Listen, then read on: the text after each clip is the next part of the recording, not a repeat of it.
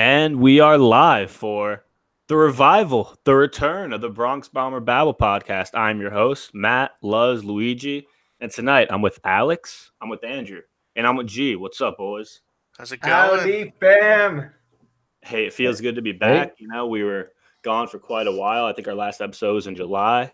You know, some life stuff happened, graduating, moving back home. But we're back now. And, I don't even, it's crazy, guys. I don't even think a team won the World Series last year.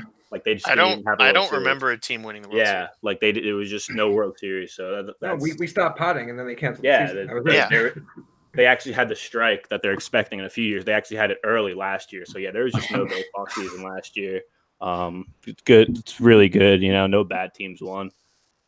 But yeah, we're back, and boys, I smell baseball, boys. Spring's right around the corner. Spring training's here, but it doesn't really feel like spring training's here until there's actually a game. So it won't feel like spring training's here until Saturday. Yeah, and then once I see some live baseball, then I'll know. But we haven't we've been gone for so long, but I mean, this off season was this one of the worst off seasons of all time, guys? Let's start with that because I was expecting like a big off season, like a big off season for baseball, and Manny Machado literally just signed yesterday or the day before. I can't even remember, but it was official today. Yeah, it was official today. So I mean, if you would have told me that, Manny Machado isn't going to sign a contract until the month of February, I would have thought you were crazy. I thought he'd be gone before 2019. But yeah, let's start off with that because that's the big story in baseball. 10 years, $300 million, Manny Machado to the San Diego Padres. Who? I'm Ron Burgundy. But I mean, look, biggest contract in free agent history in all sports, beating A-Rod's 275. But guys, what were your initial thoughts of this? Were you surprised? Were you disappointed? I was not. See, I wasn't really that surprised because I kind of expected him. I never thought he'd go to the White Sox because they were lowballing him, and it was basically between the Padres and the Phillies. So I didn't really think. I didn't think he was going to get $300 million. I thought he'd get a lot less and it'd be more of a short-term deal. But yeah, I'm not that surprised. But I'm like, from my perspective at the beginning of the offseason, I'm surprised he went to the Padres. Yeah, they weren't a factor 3-4 months ago. I think what is most surprising about it is how kind of quickly it happens. Normally there's, this player and this agent are moving. They have traction towards this team and this team. And I'm at work yesterday, and all of a sudden, breaking, Jeff Passan breaking, Manny Machado on the Padres. What kind of came out of nowhere? I know they'd been rumored to be a player, but at the money that he wanted all along, 10 years, $300 million, he got it. And I mean, let's be real. No one thought it would take this long. You still have guys like Bryce Harper, Marwin Gonzalez, Dallas Keuchel. All of them still don't have jobs. Kimbrel's still out there. Yeah, I mean, it's Kimbrel's really bad, strange. so. That's a good point. Kimbrel also wants 6 years, and no one's and $100 million. Yeah. It's just a weird offseason. Just because it was the touted 2018, 2019 free agency class. I've been talking about it for a long time. That's what I'm saying. Like, expectations were so much higher for this offseason because of the amount of free agents. So that's a lot of the reason why it's so bad. No, you go, G. Go ahead. To answer what your first question was, like, is it the worst offseason? I think the only offseason we could really compare it to in, like, modern era is last year, and I think this one was worse. Like, it sucked, right? Yeah, this one was because of the caliber of players. Yeah, right. Like this was the type of offseason that, like, a few years ago, you kind of just said, oh, Bryce Harper and Manny Machado, maybe a couple other guys are all going to be free agents. This is going to be huge, and it was the exact opposite of huge. It just nothing happened.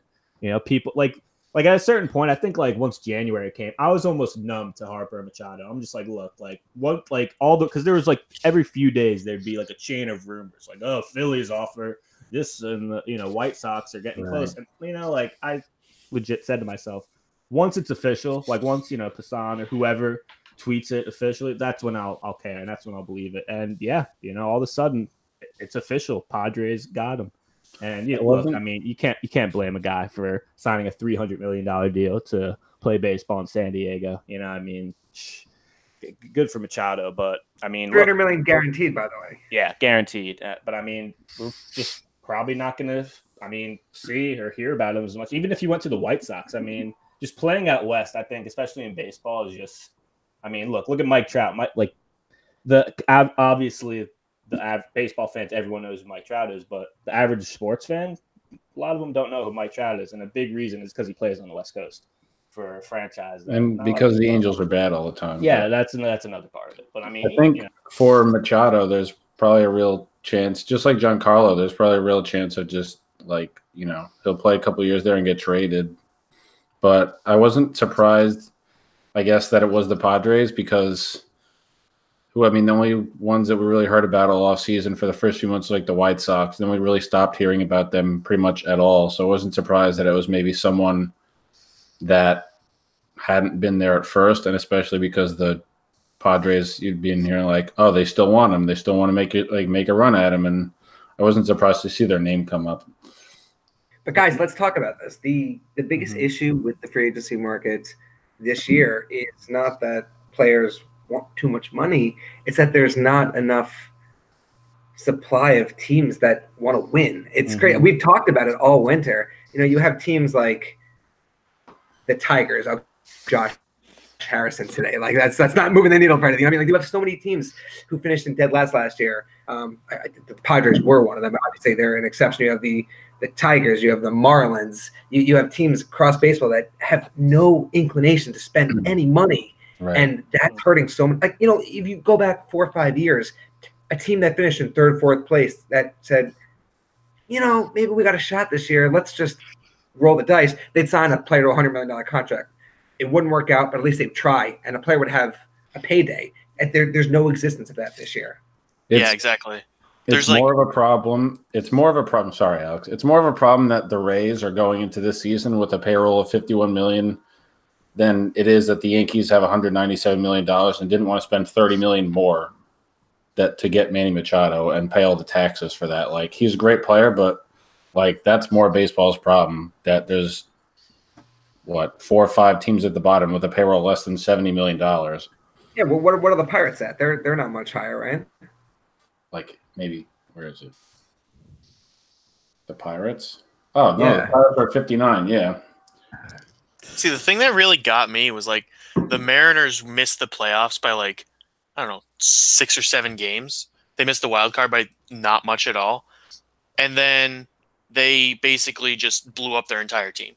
Where if this was a couple of years ago, they would have, tried to actually sign some players and get better so they'd have a chance. But instead of that, they just decided, you know what, we have all these contracts. Let's just get rid of everyone on our team.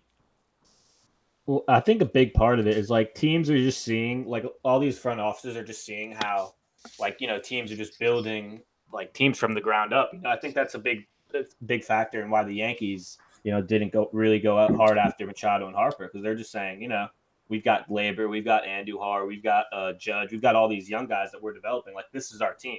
We don't need these other guys. We're just going to add pieces around them.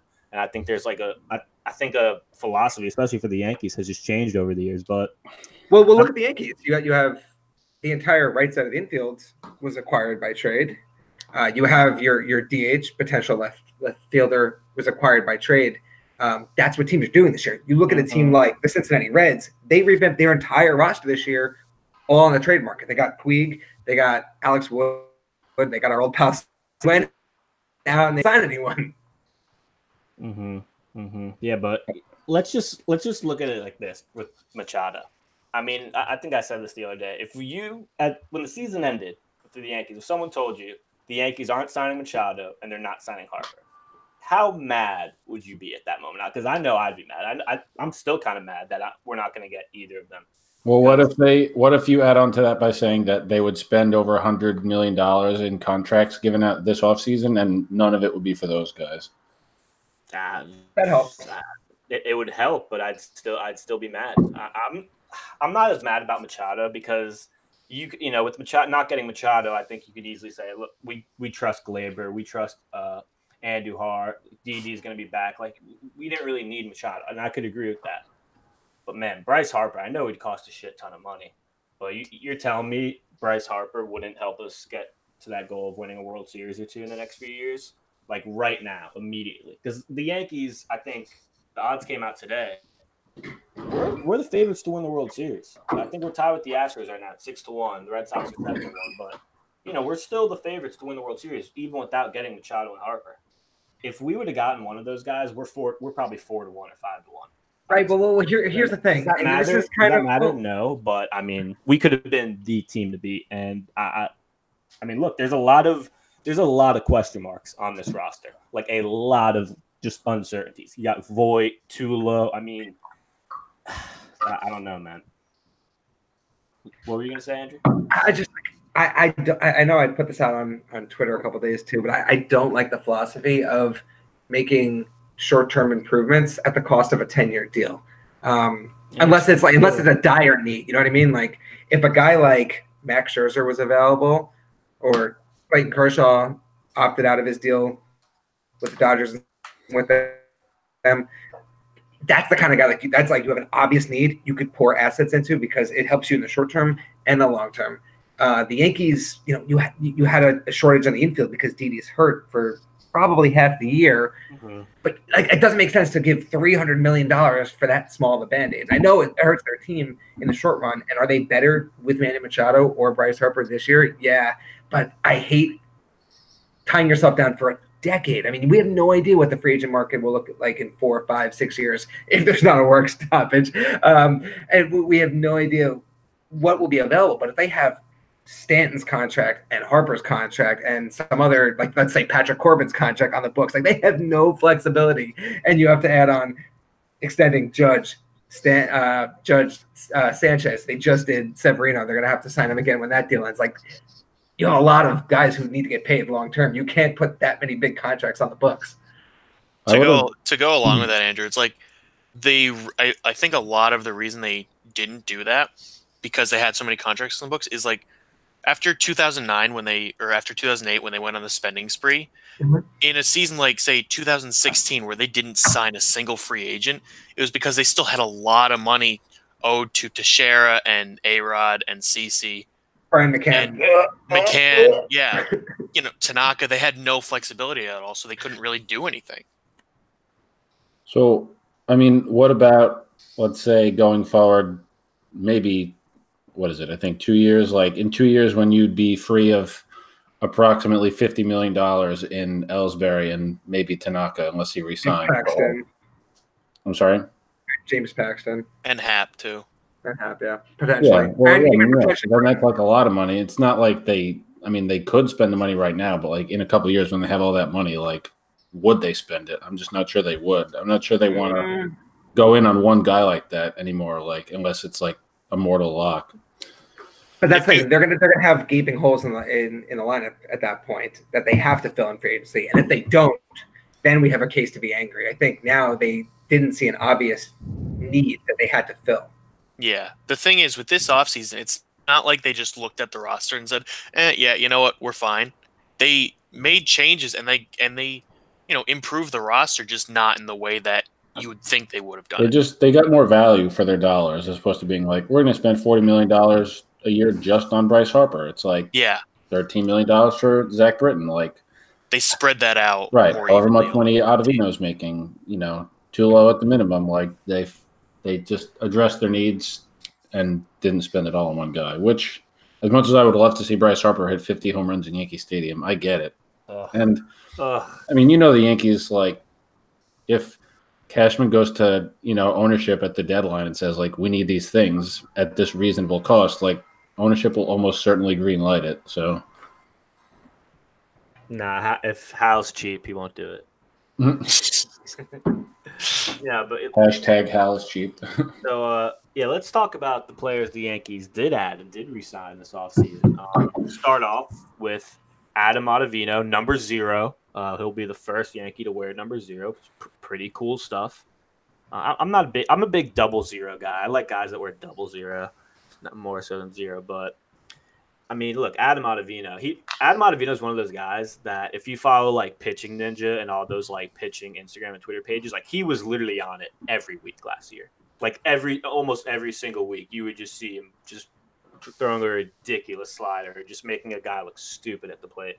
The funniest video is the one that he throws to Dansby Swanson, where Swanson basically it looks like he's just throwing his bat at the ball. He has no chance of hitting it. Yeah, I mean, this guy's ridiculous. Like it was reported today that he faced 4 batters, and I believe it was Voit, someone else, and then Tyler Wade twice, and he struck out all 4. Struck out Tyler Wade twice. Yeah, really a big surprise there, Tyler Wade. Like it was a quote, like Tyler Wade like went up to him after and was like, "Oh yeah, like that was so nasty." And it's just like, "Look, Tyler, come on, man. I think everyone's been doing that to you." But the quote from Tyler Wade was, "Think about how he is in highlights, then times that by a lot." A man of very, very descriptive man here. Very technical breakdown there, but. Yeah, what do you guys think, Ottavino? Like, how do you think he's going to be used in the bullpen? Like, is he going to be a 1-inning guy, or is he going to be more of like a Chad Green kind of guy? I'm thinking probably he's going to be kind of like the replacement for David Robertson, where like the majority will be 1 inning, but he might come in for an inning and a third, to get out of an inning, something like that. Robertson, and like he could be a replacement for David Robertson in a way that like he could come in the 6th inning just as easily as he could come in like the 8th or the 9th inning, because that's what Robertson, one of the things that made him super useful. Right, but I think he's going to play that fireman role because he has such unhittable stuff. When he's on, you bring him in, bases loaded, 1 out, 5th inning, tie game.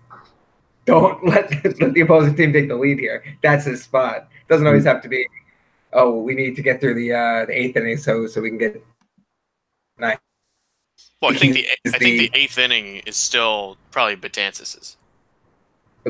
Who knows how it? I mean, they used Britton a lot late last year in the 8th too. So who knows? I think the majority of that, you'd probably be right, Alex. But like, I mean, the Yankees have however many, like 3 or 4 just ridiculous arms that they could put in any inning.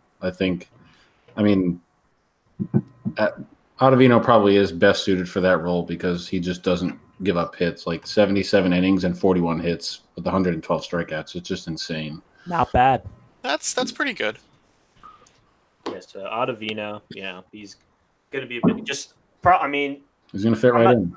I'm not sure like where you'd rank the Yankees bullpen last year, but I think they have the number 1 bullpen in baseball now with adding Ottavino, replacing Robertson. Because look, love D-Rob, but he was fading fast. He showed signs of age for sure. I don't think he's gonna be all that good this year. He'll probably be throwing like high 80s, low 90s.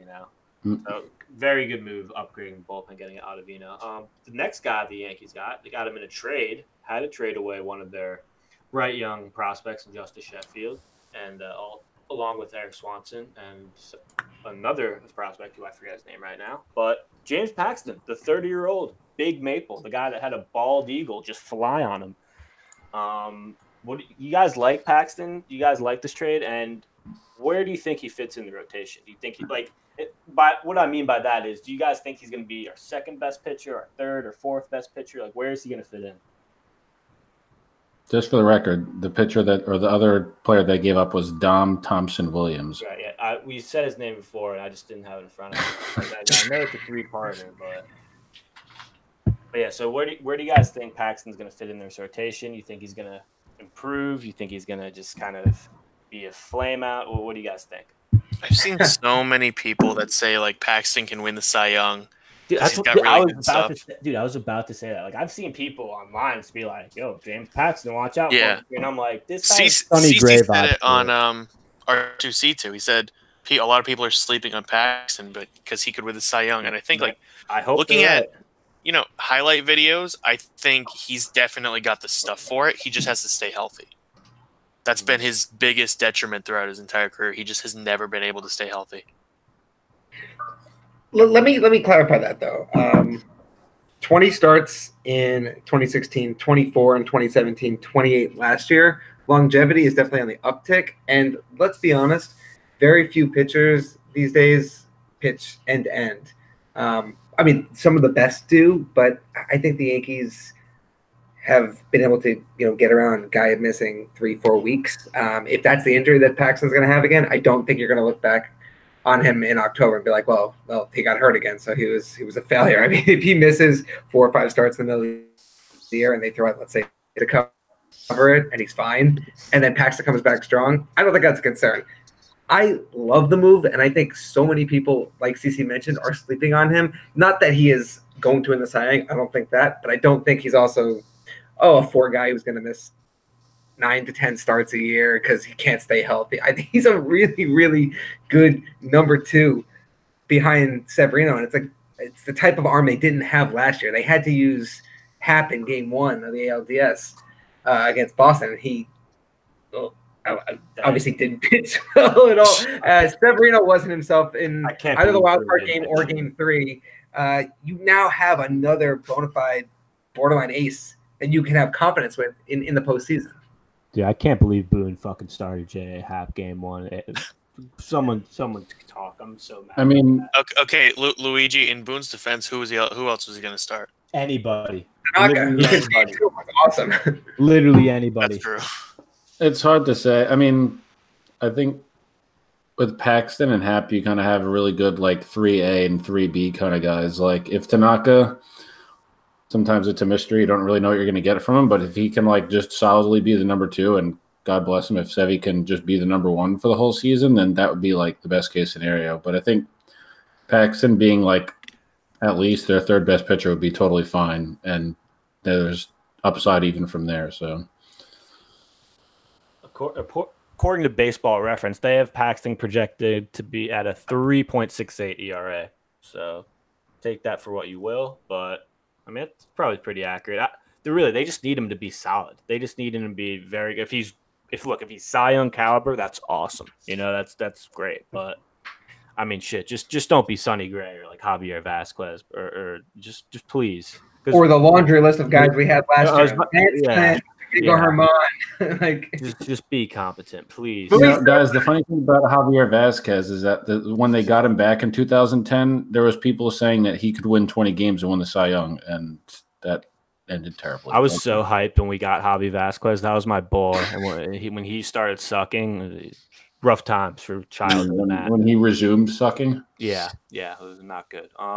Moving on, more new players the Yankees got. Troy Tulowitzki. No, it's not 2011.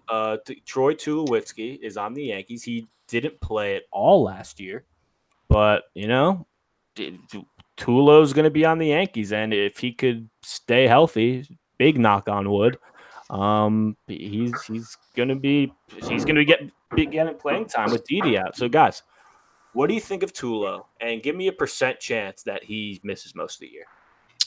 I have absolutely no expectation that Tulo is going to be anything like his former self because he's missed so much time.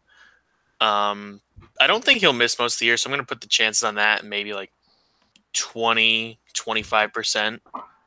But I think if he can, just be average, replacement level until Didi gets back, I think that's basically the best they can ask for. I think if he does miss time, it's just going to be because, that's just what he is, right? His body never really held up. But, Boone throughout last season was, really pretty on top of it in terms of resting players to keep them fresh, really early in the season, which seemed kind of mystifying. Giancarlo Stanton doesn't need a day off this early in, whatever it is, May. But, I think they're going to really try because you don't know when you're going to get Didi back. And, I mean, they're not paying him $20 million. The Blue Jays are. They pay him the minimum, and it's worth a shot. If it all goes bad, then you just let Glaber play short and have DJ LeMahieu play second base. Yeah, I think that helps Tulo's case for durability is that they have 5 infielders who could play 3 spots on the roster.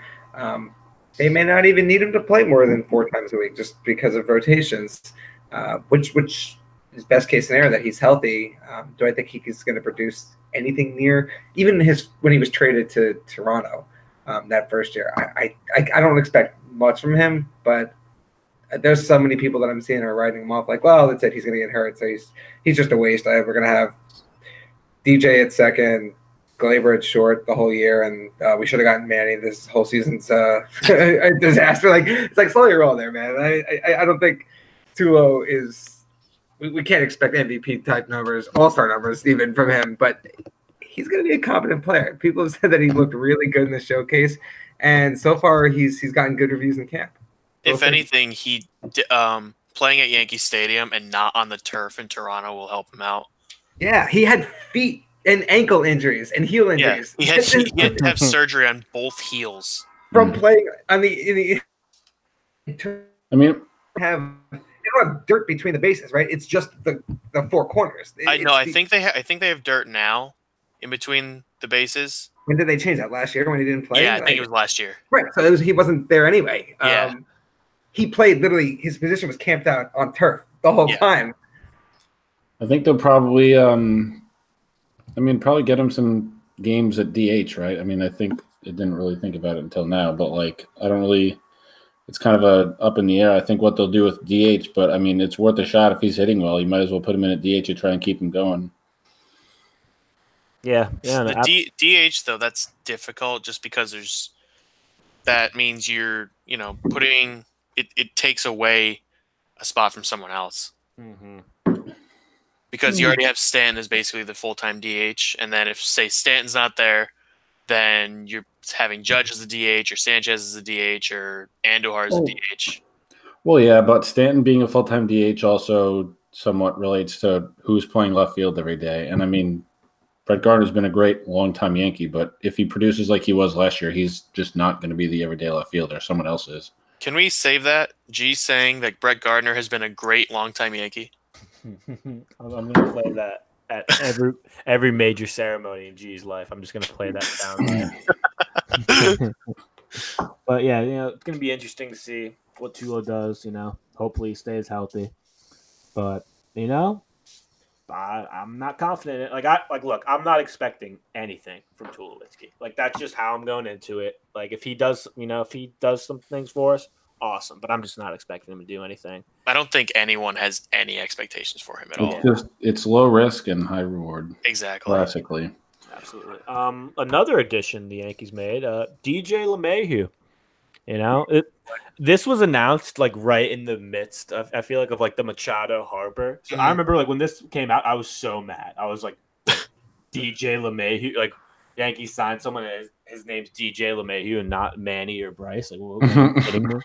But I think it was like around this time there was a rumor that Machado had, like, the Yankees were rumored to be meeting with Machado, and then right after that it came out that they had signed DJ. Yeah, it's like, I guess the meeting didn't go that damn well. It was such a buzzkill for everyone. It was a couple weeks after it, but I think the Yankees presumably made a deal that was nowhere near the 10 years and $300 million he got. All along he said he wanted to sign with the Yankees, but it ultimately ended up being. And we were like, nope, the Yankees knew that right away. We were like, no, thanks, Manny Machado. We're good. See you. Yeah. I think after that dinner, the Yankees brass met with him and said, well, this isn't going to happen. And they immediately started looking at the contingency plan. A couple weeks later, that's when LeMahieu happened. They probably met with Machado, seeing whether he would take like a shorter term deal. Right. Mm-hmm. And then when he, wanted 10 years, they had no interest in that at all. Yeah, well, DJ LeMahieu, I mean, if you look at his numbers, obviously batting average is overrated as hell, but, I mean, he hit 348 in 2016, 460. He won the batting title. Yeah, but, it was in Colorado. Well, okay, so I have a question about that, because people always talk about, like, Colorado, as soon as you leave there, like... You're high. What's up? Yeah. Well, as soon as you leave there, like, all your hitting goes down the tubes, but, like, he's more of a, doubles. Like, he's not hitting bombs. Like, how much do we think that's really going to affect his hitting performance? He's more of a contact hitter. He's not a power guy. He'll hit, double-digit home runs, but he's not going to do anything special. He's going to he makes contact. which is not going to decrease. He's not going to strike out more because he's playing in New York and not Colorado. Unless he just forgets how to put the bat on the ball. But I mean, honestly, I really feel like LeMahieu could be a big part of this team. Like, he could just fit in like perfect. Like, it's just, we obviously have the Ronald Torres fan club on Twitter. I'm kind of obviously Toes not with the Yankees anymore, but and then they all adopted Neil Walker when he was out there. Also not on the Yankees anymore, but yeah, DJ LeMahieu's a big upgrade from those two guys. I think he's going to have a big part in this team. He offers so much more not just because of his offense, but because of his defense too, and his flexibility. Exactly, the Yankees' infield defense last year was so bad, and LeMahieu just makes that a strength, like almost a strength now. Yeah. Speaking of bad defense, did you guys see what Andujar said? To how he was like he wasn't gonna stop like double tapping. Yes, dude, I almost threw my laptop out the window. They teach you that you shouldn't double tap in like dude, you're playing third base, bro. Like you can't double tap when you're on third base. You don't have that time. That's like a second base thing. The winter training with Adrian Beltre. Oh my God. How does that still pass through that? Look, I'm telling you, man. It means that he learned to get mad when someone touches your head in the dugout. I'm telling you, man. Miguel Andujar might be like the biggest wild card on this team. Like, because if he comes out this year and he's just like awful at third base again and just still awful defensively, people like me are going to be triggered. It's not going to be good. Worse off, what if he regresses offensively? Yeah. The value that he had last year was because of his offense. So if he has like sophomore slump. I was about to say, if he takes like a step back on offense, but you see improvements from him defensively, like I'll be like, all right, fine. Yeah. I don't expect him to have the type of offensive year he had every year because, it was a really damn good year. I mean, didn't he lead the league in doubles? I mean, he was literally hitting a double every game. It was just insane. But yeah, I mean, he's got to show improvements defensively. And when I hear things like, yeah, I'm gonna still double tap, like, what do you mean?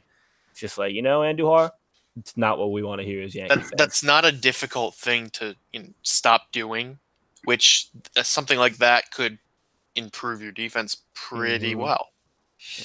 I mean, I don't know. Maybe we should let the Miguel Andujar expert, the fan of our group, like talk about it more because I feel like he would.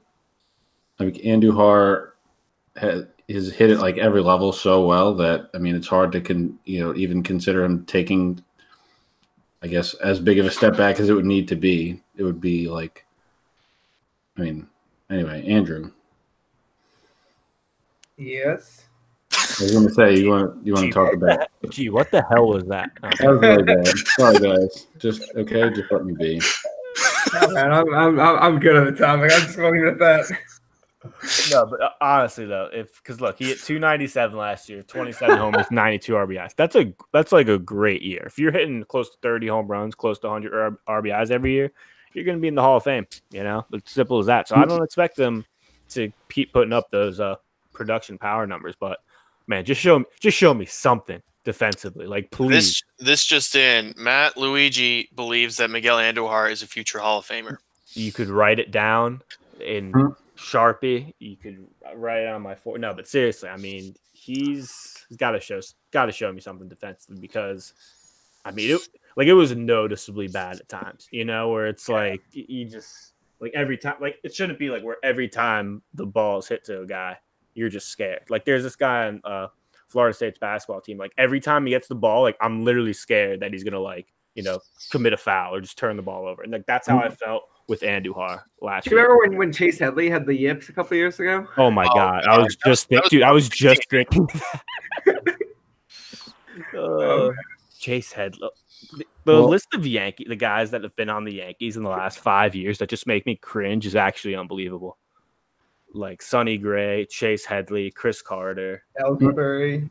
Yeah, well, he's still on the Yankees. Tyler Clippard. Let's not forget Tyler Clippard. The summer, remember the summer of Clippard? Oh my God! Like I think it was just before the summer. He was just like He was literally the worst relief pitcher in all of baseball. There was a span where I remember he gave up a grand slam against the Brewers, and then like 2 days later he gave up a home run against the Jays. Yeah, and they were both like go ahead shots, and then he blew like 3 games in a week. and I know exactly what that Jays home run. That was Donaldson. I remember exactly. Yeah, it was like the first pitch he threw. Oh my god! But yeah, Well, I don't know how we got in this Tyler Clippard wormhole, but the Yankees, a couple guys the Yankees re-signed and brought back, Zach Britton and J.A. Happ, boys. And by the way, Zach Britton is now Z-A-C-K Britton. The big news there. That was like some of the biggest news we got this offseason. But yeah, what do you guys think of Britton and Happ being back?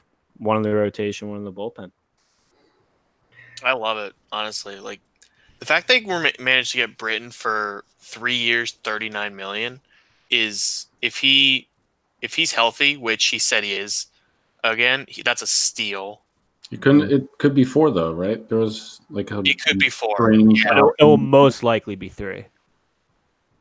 Yeah, the way his contract is structured, it should. I don't see that deal being. Wait. Sorry. You guys conversation. Are we talking Britton or Happ? They both have the option. Britton. I don't see that deal going 3 years. The way it's structured, it's only going to be in all likelihood it's going to be 2 or 4 years. So either he's Oh, good, that's how it was structured? good, not great, and the Yankees say, I'm not really feeling you, and he's like, screw you, I can get more money in free agency. Then he'll opt out. It'll be 2 years. Or he'll be good the first 2 years, and the Yankees will be like, yeah, absolutely, we'll pick up the last 2 years. I think the only way it goes 3 years is if it's bad for both sides, and that's not something we should look forward to. It's the Yankees will say, I'm not picking up your option because we don't want you for 2 more years. And he's like, well, I suck right now, so I'm not going to test free agency. I'll get 1 more year guaranteed. It's the only way it goes 3 years. I think it's really good, though. I mean, unless he doesn't get any better or doesn't recover to a point where he's any better than he was last year, which was like, mostly pretty good, but still kind of like rough at times. It's really, really a really good reliever, potentially like one of the best closers in baseball. And they got him, for like a good market price for anywhere between 2 and 4 years. And their bullpen is, that much better. Yeah, even if he's, he pitches to, 4 or 5 ERA, they still have 4 or 5 other guys that can, take the brunt of all the high leverage situations for him. Mm-hmm. So, guys, if you had to get, I think we did this in our group chat the other day, but if you had to give the Yankees off, because let's just assume the offseason's over. I know we could get a report right now that the Yankees signed Bryce Harper. But breaking news. We just signed Dallas Keuchel. Damn, Kimbrel, 7 years, $150 million. Shit. Good for him. But It would still be a better deal than Jacoby Ellsbury. Still much better. What grade would you give this Yankees offseason? I think I was at a C+ the other day, but I'm bumping it down to a C. It's a straight C for me. Bumping it to a C after you spent like an hour talking about how you thought it was pretty good. And you like LeMahieu? No, I mean, look, a C is just it's serviceable. It's all right. It's just See, I'm going like a B in the B range, just because I think they did a really good job of, like we were saying before, they spread their money out that they wanted to spend and improved a lot of different aspects of the team instead of just spending it all on, say, Machado or Harper, where that would improve them a lot, but it would still have given them, a bit of a hole in, say, the rotation if they had signed Harper instead of and not signed Happ as a result. But yeah, I'm going B just because they improved the team, but they just didn't improve as much as they possibly could. Say signing everyone plus Harper and Machado, which the Yankees, they obviously could afford that. But they didn't have a bad offseason at all. I'd say it was at least like probably a B- for me. I think, they spent money. It's not like they just sat there with their hands in their pockets. Like they did spend money. They filled needs. They brought back, players who were good. J. Happ, he's pretty old, but he was, really good down the stretch. And I think, it's hard for me to go any higher than a B- right now because there's still lots of like, what if this or what if that, right? Like, who's going to play left field every day, or what are they going to do at shortstop and first base and second base and all these things, like. So I think it's the players that they brought in are good, but it didn't exactly settle some things on paper. I'm gonna agree with Alex. I'm gonna go with a B. The signing that confused me the most, and I think kind of changed the direction for some of the moves they made, was re-signing Brett Gardner early. I think that solidified the spots they have in the outfield. Ellsbury, that contract isn't movable. You still have Hicks, and they didn't trade him. I think they may have explored an option, and they didn't. Judge isn't going anywhere. Stanton isn't going anywhere. Frazier, we hope, is up on the roster and producing this year. So adding Brett Gardner, bringing him back, I think right there that told you that they weren't in any way interested in Bryce Harper. Going to go B just because it wasn't flashy. It didn't have that pizzazz or accustomed to. Back in the if George Steinbrenner was still alive days, those people, that's a whole other story. Months. We would have months in Twitter. Yeah, we would have gone out and gotten a guy like Gary Sheffield and CC Sabathia and all the big name free agents in those given years. So they didn't do that this year, but they did address the needs. As Cashman said right from the beginning, we need 2 starters, we need 2 relievers, and potentially a middle infielder. They brought back CC, that was 1 starter. They got Hap, another. They got the 2 relievers they needed, and then they signed 2 middle infielders in LeMahieu and Tulowitzki. And of course, there's question marks with all those guys, but they did address the needs that they set out to, and they didn't need to get the big, flashy name to make it all happen. I think that's why fans are disgruntled, and I think that's what they're craving the most, because they expected, a couple of years ago when we said we were going to reset our luxury tax standing and these big name free agents are going to be available. Oh, we're the Yankees. We're going to get at least one of them. Mindset going into the offseason for the front office at all was, let's get these guys. They wanted to fill the needs in the way they did. No, it's, you have to agree that it's very un-Yankee-like to not come away with, a big-name free agent in the offseason. But, hey, the strategy works. If the Yankees win it all in 19, then I'll eat my word and call this offseason an A+. But let's move on from because, look, guys, I'm so glad it's not the offseason anymore. Like, I was so sick of just not having Yankees baseball to look forward to. I'm usually not a big spring training guy, but I think I'm going to watch some spring training games this year just because of how awful the offseason was, just how much I hated the offseason. So let's move on to some contract talk, some contract extension talk. Sevy, 4 years, $40 million. They avoided arbitration. It's always good. Yankees in arbitration, just could get very hurtful. We all saw what happened with Betances, but 4 years, $40 million for Sevy. I think Aaron Nola got 4 years, $45 million, like a week before this, so that kind of set the foundation. But I think there's like an option for 2023 for like $15 million. But if Sevy keeps on track, he's probably going to decline that. But what do you guys think of this? Let me clarify. That's a team option. He doesn't have any say in that. Oh no, you are right. But I'm just saying, if after 2022, I think if Sevy keeps on this track, like he'll earn himself another contract. Is what I meant. But anyways, what do you guys think of this this extension? It feels like $10 million a year for a pitcher who's pitched like Sevy the last few years feels like almost like a little bit of a robbery. But shit, that's just the. Like I said, Aaron Nola with the Phillies giving him 4 years, $45 million for. I think Aaron Nola and Sevy are at very similar points to their career right now. So, I like it. I'm glad. What are you guys' thoughts? I think it's good. Aaron Nola was a Cy Young finalist, right? Yeah, he finished, I think, 3rd.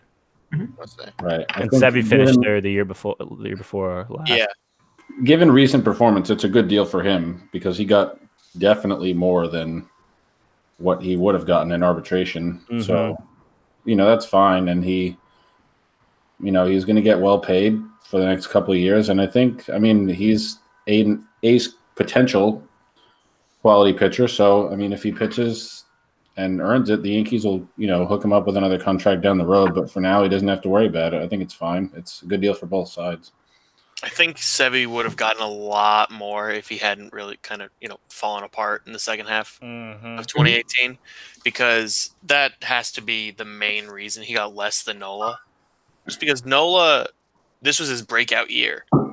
He was good. He's in the few years that he pitched before 2018, but in 2018 he really broke out and showed that he was, one of the best pitchers in the National League. Where Sevy, his breakout year was 17, and he continued his stats this year, but then in the second half he just fell apart, and that's where he lost a lot of the value. So I think if he had not done that, he would have been able to get a lot more. So it's a really, really good contract for the Yankees, and it's good for Severino because it gives him a lot of security. Mm-hmm. Yeah, I agree that his second half collapse definitely affected that. If only that it affected the two numbers that either side went into arbitration with. If he kept up his first half pace, he's probably asking for $7-8 million in the first year, and the Yankees maybe counter with 6.5. And then if he gets an extension from there, we're talking 45, 50, maybe more. But what I'm most interested about in his deal is the fact that he kind of front loaded it. I know it's been talked about the potential labor strike, that he took more money in the first 2 or 3 years of the deal and less on the back end. Basically, the year that could potentially be hit with strike is 2022, right? And he's only making $11 million that year, as opposed to 10 and 10 and a quarter the 2 years before. So he's kind of gambling that year is not going to happen. So I want that to be my less salary and more the money pushed forward. That's guaranteed. I think it's a great deal for him because he gets the guarantee of a life-changing amount of money. Obviously not as much as if he just went through the process, but he gets the security. And of course the Yankees get him on a bargain. Mm-hmm. And yeah, I mean, just looking back at Sevy's year, I mean, you really do forget just how bad he was in the second half. Like, think of this.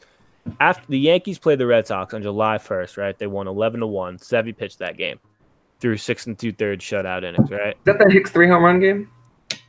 It might have been, but get this.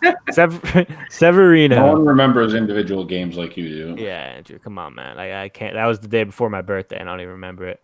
But Severino, at that point, was 13-2 with a 1.98 ERA. The best pitcher in baseball. Like, he was on fire. Like, he was absolutely. I think he won at a certain point he won 5 straight starts from like mid-June to early July, and then he just fell off a cliff. Like, his ERA at the beginning of July was 1.98, and then his ERA at the end of July, after like a few starts, was 2.94. After that start, I think his ERA the rest of the year was like 5.5, almost 6. Yeah, like his second half ERA was, and like I believe it was 5. So I mean, I barely remember any of the good starts, but it was right in the middle of the Yankees' hot streak, right? They went into Houston. He complete game. That was in like the beginning of May, I believe. He threw that complete game shutout against the Astros. Yeah, that was May 2nd. 9-5. Barely remember that one because I remember it was instantly on Yankees. But he pitched at the end of the month. He pitched against the Astros again, and he went 7 innings, 2 runs, 11 strikeouts, and got the win. So, yeah, I mean, he was awesome in that first half. And I mean, look, like him and Betances, I feel like this is how I felt about like Betances going into last year, right? Where it's like he just had that like terrible second half, and he had like the yips in the postseason, and you were just so unsure about like how he was going to come into the season. And he Betances started in 2018 really bad, but then he got it together. And I think that's going to happen with Sevy. Like, I think he's going to, his first few starts just aren't going to be good. He's going to be struggling, but I think he'll like get it together and start being the Sevy we love by the summer. But he's going to give up 4 runs in his first spring training start, and Yankees Twitter is going to melt down. He's going to be throwing like 94. He's just going to look like a shell of himself. Give him credit, though. He put in the work. He came to camp much trimmer and in much better shape. So, yeah, I mean, look, I love me some Sevy, but yeah, he's can't be having a second half like he did last year. He can't be having any half like he did last year. Because that first half was it was awesome. I mean, he was legitimately the best pitcher in baseball, and yeah, just shows you how fast things can change. But let's talk about the big guy announcing this will be his final season. CC, I think we all saw this coming. He announced it in a press conference. His kids were there. His wife was there. It was very nice. I love me some CC. He's been a great Yankee for us. We won a World Series CC's first year. I think we're going to win it in his last year. I think that'd be pretty awesome for CC as like a Yankee. Win it your first year, win it your last year. Because look, CC's one of those guys where at least I'll kind of just think to myself like, damn, CC's he's been a Yankee. This is going to be his 10th year as a Yankee. You really just don't like think about that much. Obviously, he had those few years where he just wasn't good, but the way he's reinvented himself has really almost like bulkened up CC's case as like a great Yankee. Because I mean he's been damn good the last few years, and I didn't think he could keep it up last year, and he was still pretty good. So yeah, CC, gonna miss him after this year. Let's send him out with a win, huh, boys? Send him out with another ring. I think it's his. I mean, this is definitely, if we wanted to send him off with a win, about their best chance. Like this is probably their all-around strongest team in a bunch of years. Mm-hmm. Absolutely. And I just love that. I mean, if we're talking about his case as like a great Yankee, I think it's just as strong as it is like off the field and in the clubhouse, right? How he stands up for his teammates, right? I mean, he threw, what's his name? He did the thing with the Rays. He got tossed out of the game. He was going to make $500,000, like stuff like that you see on the field. But you can tell that they just love him so much off the field and in the clubhouse, like that. That's the thing that it's going to be sad, I guess, to think about. The void that he's going to leave. Yeah, absolutely. I was just honestly, I don't know why I was doing this, but I was just like watching old CC highlights. Dude, remember when he was on the Brewers for half a season? That was, dude, when he was the ace for them, and he was just hitting bombs out of Miller Park like every other game. That was awesome, man. He was only on 3 days rest for basically the whole month of September. Yeah, like he was. I mean, like I think that's like the last time you saw where a pitcher at the plate and just on the mound was just taking over for his team. And to be honest, that's probably the last time Yankees were the old Yankees in free agency, to bring this all back to the Harper and Machado talk that's centered on the entire offseason. The Yankees saw that. They knew they had no starters going into the next offseason, and they broke the bank for him. And we haven't seen that really since. I mean, I guess you could say Teixeira that same offseason, but those two guys were it.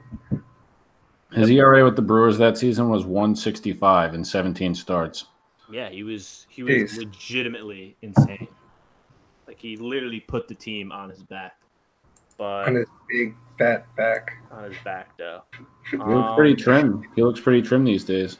Yeah. That's not good. Fat CC pitches better. Man. Fat CC is a much better pitcher. It's almost like when Jonah Hill gets skinny and he's just not as funny. Like he pitches better when he's fat. Like when he was struggling, after in those couple years, like he wasn't as fat. Like we got to get him some Captain Crow. Well, that was like while he was transitioning to being like, I can throw 98 and it doesn't really matter where it's going, to like I can't do that and actually have to pitch now. Like that's true. Hurt him for a couple of years. He just had major heart surgery. He can't be fat. Yeah, it's like when offensive linemen retire and drop like 100 pounds. He's just doing it early because of the heart issue. And they're on a Nutrisystem commercial. Let's wrap the show up with just some news and notes from Tampa. From spring training. Aaron Boone flirting about the leadoff hitter role. He said it's probably going to be Hicks, but maybe we'll put Judge up there for some lefties. You guys know I'm a big proponent of putting Aaron Judge at leadoff. I think it's a great idea. The guy is going to have like at least a 400 on base percentage. It's a good idea to have him on base.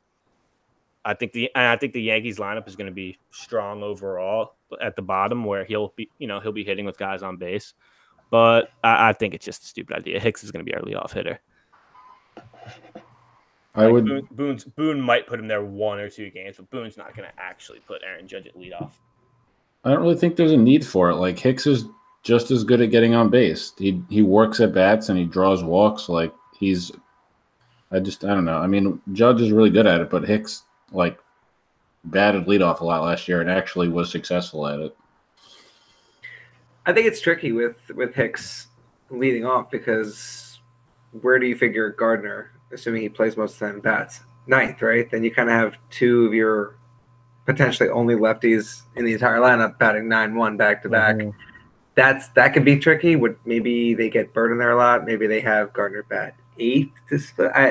I'd be curious to see a guy like DJ LeMahieu that lead off. Just because he'll probably be able to work the count a little better with a lot more protection behind him. I think he could be a good on base guy too, and he's gonna bring a different approach than the power hitters behind him, which might be a nice change of pace, having to go from one to the other. Alex, any thoughts? I haven't heard from Alex in a while. Alex, are you alive? Yeah, I don't think Alex is with us anymore. So moving on. Guys, I've seen a lot of notes about like simulated games and like batting practices. Apparently Clint Frazier, our boy, had 5 swings in a batting practice. All 5 balls left the stadium. So Clint Frazier confirmed AL MVP 2019. Have you heard like the crack of the bat in those videos though? Yeah. Holy cow. Like, legendary bat speed. Clint Frazier's been running all over his social media, Twitter, Instagram. He's been running a hell of a hype campaign for himself. Like, I've been ready to get back. I've been like, I'm ready, all these, that type of stuff. So the first couple of days of spring training, he's been ready. I'm going to sound like such an old man, but I mean, you just like the way he tweets and like the way he talks, like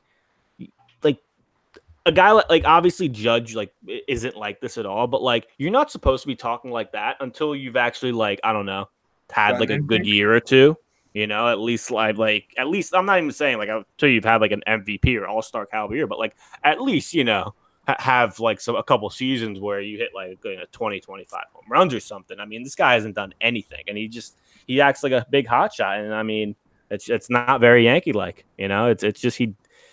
I don't know, like surprised me. Like that's kind of been his. He's a tool. Like he's a big. I could say another word, but I'm just going to call him a tool. I mean, yeah. I mean, I'm here for it. Like I'd be really okay if he were to get the everyday left field job or something resembling the everyday left field job. I would too, because that would mean that like he's raking. If he's going to be raking and if he's going to be like I'm not a big Clint guy, but I'd rather see him in left field than Gardner, because that means that Clint is producing, and I'd rather see like Clint has a higher ceiling than Gardner at this point. Right, you still have Gardner for defensive replacement late in the game. Mm-hmm. And back in 2017, Gardy hadn't quite, slowed down quite so much. So no, he was hitting bombs left and right.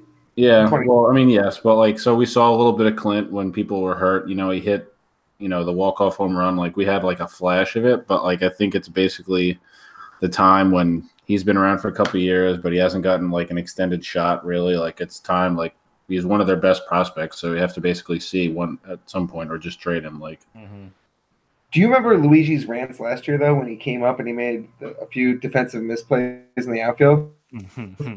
Holy smokes! I mean, those are some pretty bad miscues. You cut into him. I mean, look, man, I don't like when you're in outfield, like I feel like making mistakes like that in the outfield is just so like just less forgiving than like in the infield. I don't know. Well, I mean, how does it? I mean, so we've had Brett Gardner in left field for a lot of years now. Like, I feel like we're kind of spoiled a little bit. It's been 84 years. I think there's going to be I mean, if he comes up and he's hitting like a maniac, like he's just punishing the ball, then a lot like Andujar, people will be okay with it. But I mean, if he's making like terrible mistakes, then he probably can't play. So it has to fall somewhere in the middle of those two. Yeah, that's another thing where you kind of got to realize, like, look, we have Andujar like starting for us at third base, right? It's like you don't want to start putting too many guys out there that are defensive liabilities, right? It's like, look, we already have one defensive liability on the field. We don't need another one, like right behind him. Well, all right. So I wanted to mention it before, not that I want to It's like. an unknown, and Gary is. Oh, but don't even get me started about Gary's defense. Oh my God. I wanted to mention it before, but I don't want to like maybe I don't know annoy this section of the fan base. Like Gleyber Torres had 17 errors last year, and I think he has a lot more defensive upside. Like he's much more capable of it than like maybe Gary or Andujar or whatever. But like still made 17 errors. Like that's kind of too many. He did, but I mean, look, like shortstops are always gonna like being a shortstop. You're just gonna like you're gonna make some errors. It's a tough position, but I feel like Glaber's errors were just a lot more forgiving than Andujar's. Like some of the like with Andujar, it wasn't even like the errors necessarily. Like he would just make some boneheaded plays. Like he would. Yeah. Just Luigi, you're aware that oh my God, Glaber's it's at Alex. second this past year, right? Most of his errors came at second base. Yeah. Oh, Also, I'm alive. Alex, You know what? I know this is gonna get crazy Alex, staff, you- but like Alex, as a can I just ratio, say something? Alex scared the hell out of me. I just literally jumped. Yeah, I was like, "Oh my God!" But yeah, I still say Glaber at shortstop because he just came up as a shortstop. So that's my bad. But I think a higher percentage of his errors per innings played came at shortstop, though. So like he made more errors for the amount of time he played at Well, shortstop. how many innings did he play at shortstop? He played a good amount, didn't he? I mean, It wasn't Wasn't like that a much. crazy amount though. He played some, but it wasn't that much. But what I was saying he played 152 innings at It's a shortstop lot last more year. than I thought. I'm right with you, Alex, to be honest. But no, what I was saying is like I feel like Glaber's errors were just like, a lot. I'm like, all right, yeah, whatever, he made a play. Like Andujar would just make some plays where it wouldn't go down as an error, but you would just be like, yo, what the hell are you doing out there, man? Like, The thing with hell was Glaber is that? like he's much more flashy, and like sometimes it wouldn't work out and they give him an error on that. Where Andujar would just get an easy ground ball and then he would just mess it up, or even some of the things that didn't go down as errors, where he'd get an easy ground ball and then take his time throwing, and then whoever was running would beat it out. Exactly. Yeah, I feel like between the two of them, that like Not give it to him that they ruled on the first baseman or infield hits. Yeah, exactly. He's like Glaber may have the same amount of errors, but Andujar is by far the inferior defender because he gave up a lot of infield hits in the same time. I forget what Right, and we probably steamrolled G.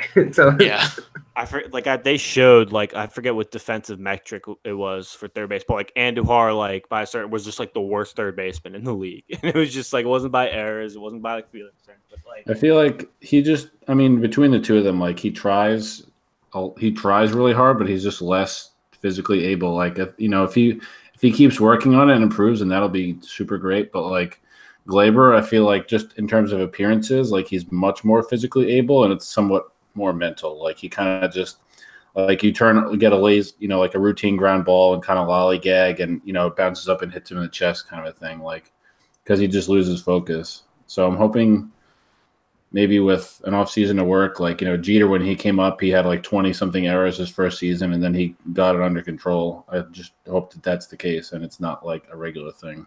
well, yeah, that's the thing. Like the two of them, they're both so young that they can easily overcome this if they work. If they work hard enough, they can become better defensive players in their careers. It's not like they're in their mid-30s and this is who they are at this point.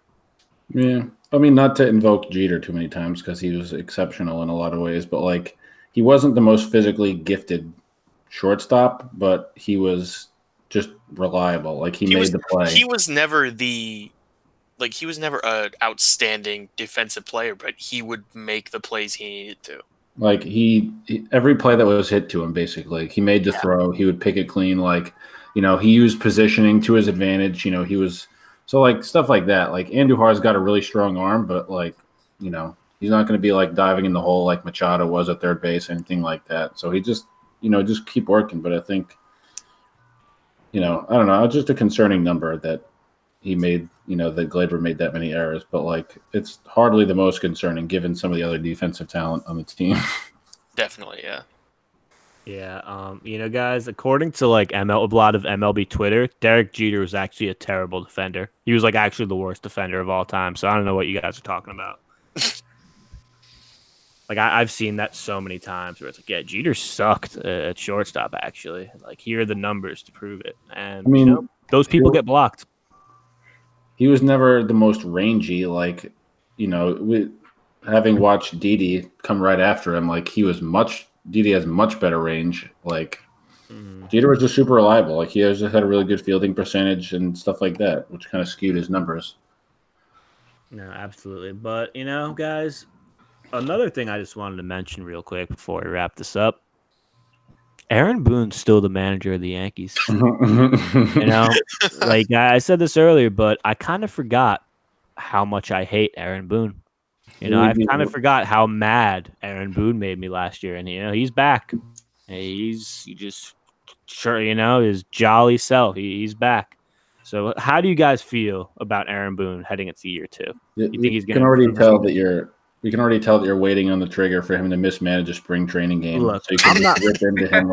Look, I'm not waiting on shit. Yeah, he's gonna deliver me his bad managerial decisions ASAP. Like when he made D-Rob intentionally walk Donaldson to face Justin Smoke, and Smoke hit a grand slam. Like the first week of the season. That's when I knew. I was like, all right, something's up here.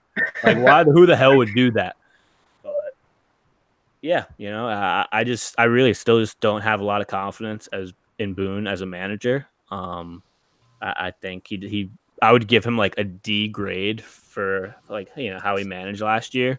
Like I know they won 100 games. I know they won 100 games in spite of his managing. Yeah, like he just I don't know. He made a lot of first year managerial mistakes, and I hope that he's a lot better this year, because if he's not, then I'm gonna have an aneurysm. It's as simple as that.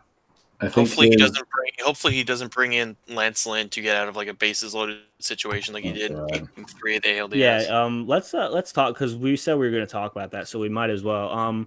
Everyone like giving Boone credit for like having Zach Britton's back, and like because basically Britton wasn't available in Game 3 when he brought Sevi back out, so that's why he brought Sevi back out, and it was like, oh, okay, it's. There's like 5 other pitchers he could have used. Yeah, that was just all-time awful. I mean, Cashman gave him the out too, and he didn't even take it. They could have brought in that kid that was screaming about Machado in Tampa for the little kid. I wouldn't have been mad. Like anybody, like everybody. I remember I got back. I went to the bathroom in between innings, and I got back, and Severino was on the mound, and I literally said to I think my brother, I was like, "Is this? Could someone fast forward it?" Like, because I literally thought it was the previous inning, and then I just looked up and it said 4. I'm like, oh my god, he brought him back out. Like, it was literally one of the most inexplicable things I've ever seen anyone do. Like, everyone in the stadium knew Severino was done. Like the Red Sox, the Yankees, like when Severino went back out, like it was just like I think you could tell a lot of his inexperience. Like he would just be like, whatever, it's the 3rd inning and things are going bad. Like, if I could just get to the 5th inning, right, I can start using this person and then this person. Like, well, yeah, that's true, but you have to get there without, like, ruining the whole game. And, I feel like stuff like that happened a lot. Yeah, another thing that Boone did last year that just pissed me off is, like, he would just sit guys. Like, I understand resting guys, but, I mean, there was one game, I think it was against, like, the Phillies, where they were up. They won the first 2 games of the series, and it was like the 3rd game, and he just sat like Judge and like 2 other key bats, and we got shut out 3-0. And it was just. You remember who started that game? Wasn't it Sessa? It was Luis Sessa. Yeah. So not only did you have your worst pitcher, you had the worst starting lineup of the season in that game. Yeah, I'm pretty sure he had like both Judge and Sanchez sitting that game. Yeah, Iggy. Can I interject with a question? Has there ever been a player who's been as consistently terrible as Luis Sessa who's managed to hang around on a roster like this? He had that one start against the Rangers in like 2016 where he struck out, I think it was like 9 guys in 4 innings, and that was like the highlight of his career. Did he get hurt that day? You sure you're not talking about Chad Green against the Blue Jays? No, that was no. Look it up. There's a start Luis Sessa had against the Rangers where he struck out. It's like 8 or 9 guys in 4 innings, and that was the start. And that was the best moment of his career. Probably. He's a prime candidate to go to the Astros. He already throws hard. Like, he's going to be winning a Cy Young with the Astros in like 2022. But they already have a ton of young kids that throw hard and, aren't Luis Sessa. Spin rate. Big key. But yeah, no. So Aaron Boone, Very, very unsure about him headed to the 2019 season. We can just hope and pray that he went back and like watched the tape and actually learned from his mistakes, because they won 100 games last year, but he probably just went back and was like, "Wow, I'm a dumbass." like last year they won 100 games. You know, maybe it was on the strength of their winning streak in the beginning of the season or whatever, but it was just super, super not fun. Like, you know, not that they rip off 100 wins every year, but like it was for a 100-win season just really terrible to watch day in and day out. No, for real though, man. I went back through our website, and by the way, side note, we recently redesigned our website, BronxBomberBall.com. So if you guys haven't checked it out yet, please be sure to do so. We're going to be rolling out a lot of new pieces in the coming weeks. Shameless little plug there. I was going back through some of my old pieces, and I read something that I wrote, I think it was August 2nd last year. It was that game they got absolutely massacred at Fenway Park where, what was it, Jonathan Holder gave up like, allowed like 12 straight guys for each base, something dumb like that. Yeah. I read the piece I wrote, and I don't, like, they won 100 games. They made it to the second round, if you want to call the AL the second round of the playoffs. You know, if you look at it 5 years from now, like they had a pretty good year in 2018. And I'm reading this piece, I'm like, oh my God, I was miserable. I hated this team. This was it. I wanted to off myself. Like, that was, believe me, Andrew, we knew you were miserable. we were just beaten down. It really though, and Andrews, it was like pretty bad. Like it was like, you know, I was like in August, I was like, yeah, you know, whatever. This team's still a great team, but like, yeah, I think like once we were in September, I was just like, damn, this team really has just been brutal. And that Holder game, that Red Sox game, that's another classic Boone game where he left Holder in for like God knows why. Like, I think Holder literally let like 7 straight guys on it. And it was just at a certain point, like, I think I was screaming at the team. The name of that article was August 2nd, 2018, the night the Yankees hit rock bottom. Like, that was it, man. After that game, we knew. Like, yeah. Was that really rock bottom, though? I feel like there was like stages to rock bottom. There were a couple games, I think, in the coming weeks that were equally as bad. And we thought, well, this is it. It can't get worse than this. At the Red Sox getting embarrassed like this, we're not going to win the division. And there was games as bad the rest of the year. As like frustrating and terrible as some of like those things were, like, I mean, he tried really hard to keep the players fresh, which is, I mean, it's a good thing, but like I feel like that played a really big role in some of his terrible decisions. Like, you know, so-and-so is technically available, but I really didn't want to use them today, so I figured I'll just run this guy back out there and see if I can sneak one more inning out of him, and then the whole game gets away. Like, yep, trying to steal outs and steal off days. Yeah, not to bring up Girardi, but I mean, that was one of the areas where Girardi really was on point, was with his bullpen management. Like, he was such a good bullpen manager.